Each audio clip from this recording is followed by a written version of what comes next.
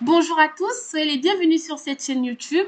Je suis Alaï, ingénieure chargée d'études électricité courant fort, courant faible. Sur cette chaîne, je vous parle du métier d'ingénieur CFO-CFA dans le bâtiment. Si vous êtes une personne désireuse de travailler en bureau d'études techniques ou que vous souhaitez simplement comprendre le métier de chargé d'études CFO-CFA, vous êtes au bon endroit. N'hésitez pas à vous abonner et à mettre vos questions en commentaire, je serai ravie de discuter avec vous. Et sachez qu'aucune question n'est mauvaise. Si vous n'avez pas de questions, vous pouvez simplement partager votre ressenti sur cette vidéo. Cela me permettra de m'améliorer et de produire un contenu de meilleure qualité. Cette vidéo découle de celle sur la phase esquisse d'une opération de construction dans laquelle nous avons parlé des missions du chargé d'études CFO-CFA lors de la phase esquisse.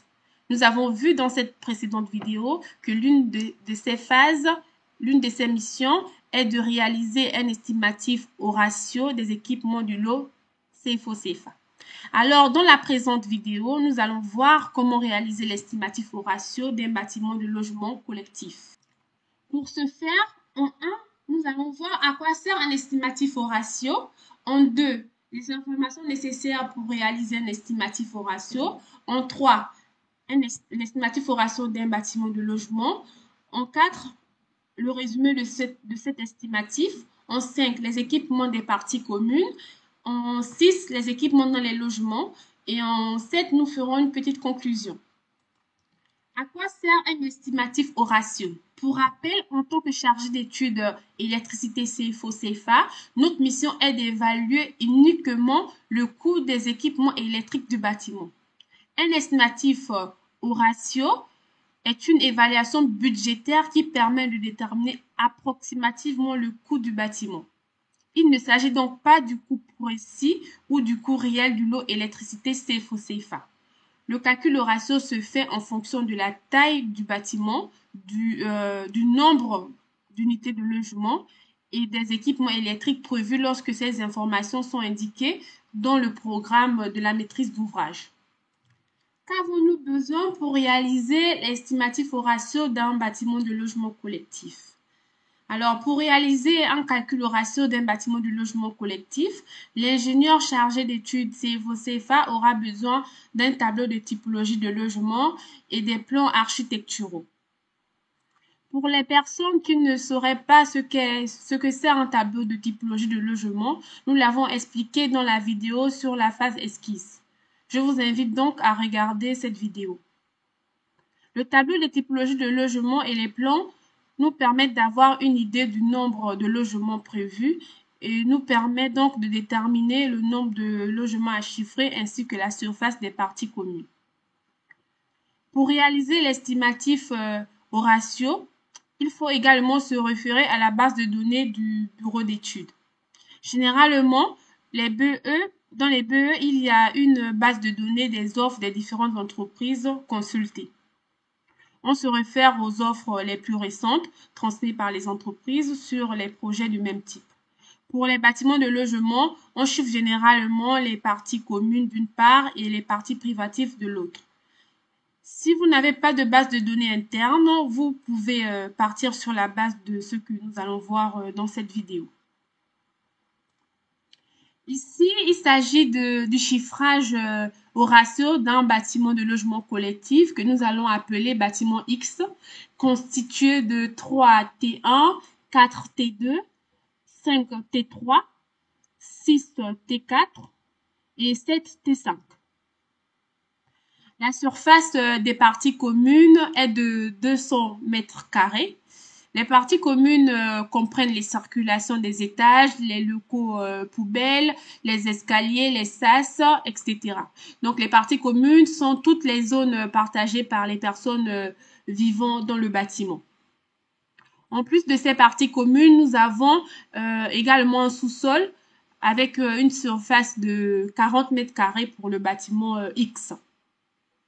Les estimatifs indiqués ici, comme par exemple 3 500 € pour la fourniture et la pose des équipements électriques, constituent une base. Ce tableau estimatif, avec ses coûts, a été réalisé en fonction des différentes offres des entreprises sur nos différents projets de ce type ces dernières années. comme vous pouvez le voir, la quantité d'équipements électriques ici est celle préconisée par la norme NFC 1500. La norme NFC 1500 est la norme que doivent respecter les équipements électriques en France. Alors, je vais quand même ouvrir une petite parenthèse sur la norme NFC 1500. Cette norme définit les exigences de sécurité pour les installations électriques basse tension dans les bâtiments, garantissant ainsi la protection des personnes et des biens contre les risques électriques. En respectant cette norme, nous nous assurons que notre projet est conforme aux réglementations en vigueur et offre un niveau de sécurité optimal. En termes d'équipement, en fonction de la surface, la norme NFC 1500 nous préconise le nombre d'équipements à prévoir. Par exemple, pour un séjour supérieur à 28 mètres carrés, il faut prévoir au minimum 7 prises de courant et un point lumineux. N'hésitez pas à poser vos questions en commentaire et à indiquer si vous souhaitez que je réalise une vidéo spécifique sur les équipements à prévoir au minimum dans un logement. Alors, voilà, je ferme la parenthèse sur la NFC 1500. Alors, si l'on se base sur les données de nos estimatifs en interne, nous avons 4 400 € pour un T2, 5 300 € pour un T3, 6 100 € pour un T4, 6 900 € pour un T5. Alors, ces prix-là, c'est uniquement les prix des équipements électriques dans le bâtiment. En ce qui concerne les parties communes, nous effectuons généralement un simple calcul au ratio en fonction de la surface des parties communes.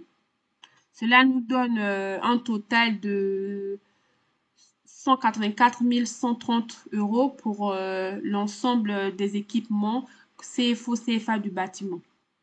Dans la suite, nous verrons comment nous avons obtenu les 44 000 € pour les parties communes et les 600 € pour la partie sous-sol. Alors ici, je vais vous expliquer comment nous avons obtenu les 44 000 € figurant sur le tableau précédent. En fait, nous sommes partis d'un projet similaire ayant une surface de 630 mètres carrés pour les parties communes. Et avec cette surface-là, nous avions environ un coût de 138 700 €. Donc, après avoir fait un ratio, nous avons simplement fait un calcul, c'est-à-dire que si 630 mètres carrés nous coûte 138 000 €, combien nous coûtera les 200 mètres carrés figurant sur notre bâtiment X. Donc, après calcul, on obtient les 44 000 €. Nous avons procédé de la même manière pour la partie sous-sol. Nous avons dans notre base de données 470 mètres carrés nous donnait 9 300 €. Alors pour nos 20 mètres carrés, nous avons 600 €. Alors là, il est important de noter que cet estimatif-là prend en compte on part de l'hypothèse que les équipements qui sont dans les parties communes sont des équipements standards. C'est pas des équipements de haute qualité ou voilà ou des designs élevés, parce que dans certains projets, les archis demandent des luminaires un peu design. Donc là, on part sur des hublots, des réglettes standards. Maintenant, si vous êtes sur un projet et que l'archi vous propose des luminaires de très jolis designs, ces designs-là valent un coût. Donc, il va falloir quand même prendre en compte ces demandes-là de l'architecte.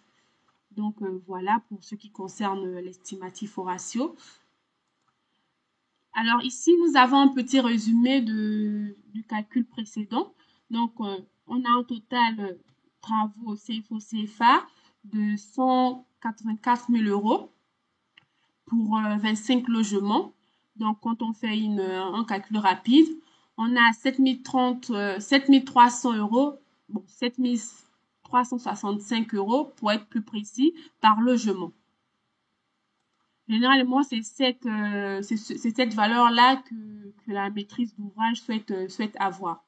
Donc, la maîtrise d'ouvrage, je ne veux pas aller dans les détails de savoir combien nous coûtent les parties communes, combien nous coûte chaque typologie de logement. La maîtrise d'ouvrage souhaite souvent savoir simplement combien nous coûte un logement. Voilà. Alors, dans certains projets, on a des parties, des coques vides qui ne sont pas aménagées et sur lesquelles on nous demande simplement de prévoir une alimentation. Et donc, pour ces coques vides-là, on prévoit généralement à la grosse 4500 euros de raccordement. Oh, ces 4500 euros, c'est hors coût de raccordement des travaux Enedis. Vous pouvez transmettre ce tableau-là à votre chargé de projet, votre charge de projet, s'il y en a un dans votre bureau d'études. Et c'est lui qui transmettra ce tableau à l'économiste mandaté sur le projet.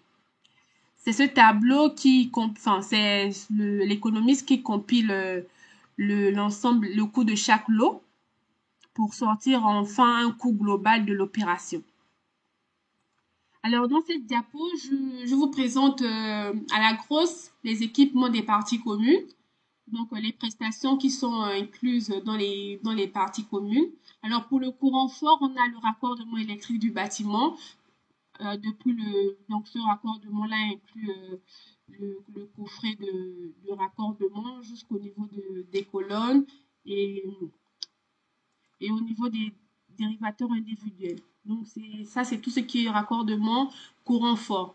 Ensuite, on a les armoires électriques des parties communes, les éclairages de sécurité, les éclairages normaux des parties communes, les équipements des parties communes, des prises étanches pour le ménage, par exemple. Et pour le courant faible, on a le raccordement du réseau fibre optique. On a la télévision, la vidéophonie, l'interphonie et le contrôle d'accès. Alors, pour les parties privatives, dans les logements, c'est standard. Hein. On a les équipements qu'on retrouve généralement dans les logements, les prises de courant, les interrupteurs, les tableaux de communication, les tableaux électriques, les DCL, les moniteurs intérieurs pour la vidéophonie et les lampes, simplement. Et on a aussi des attentes d'alimentation. Les alimentations en attente ici pour le four, par exemple. Donc voilà, on arrive au terme de cette vidéo, bon, de cette présentation, autant pour moi.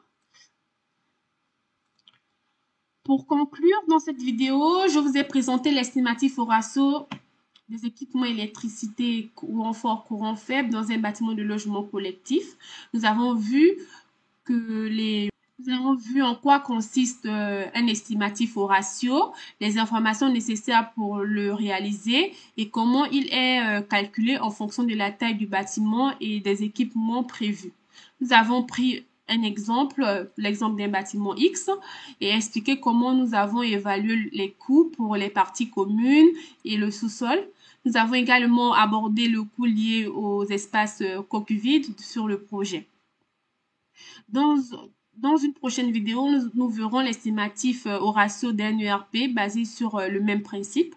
N'hésitez pas à mettre en pratique ce que nous avons vu dans cette vidéo et n'hésitez pas à mettre vos commentaires et vos remarques. Je serai très ravie de vous lire. Merci pour votre attention et à bientôt pour un nouvel épisode. Merci beaucoup.